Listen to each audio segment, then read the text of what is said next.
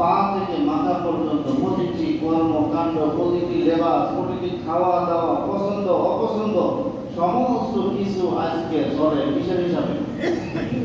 English, অর্থাৎ পশ্চিমাদের সংস্কৃতির বহিঃপ্রকাশ হলো আজকের মুসলমানদের চাল চলনের কথা বলে।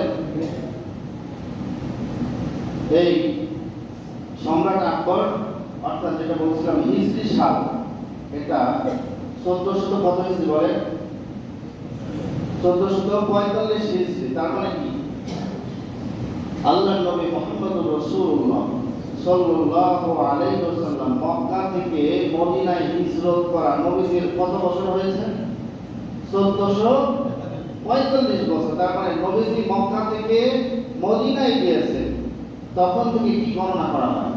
হিজরি সাল গণনা করা হয়। তার মানে কি হিজরি সালের সাথে ইসলামের সম্পর্ক আছে না নাই? আবার এই বাংলার সাথে মুসলমানদের সম্পর্ক আছে না নাই?